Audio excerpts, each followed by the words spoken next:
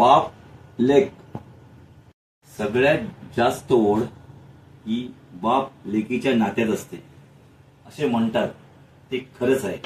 जीवन है इस जीवन का यही है रंग रूप ये जीवन है।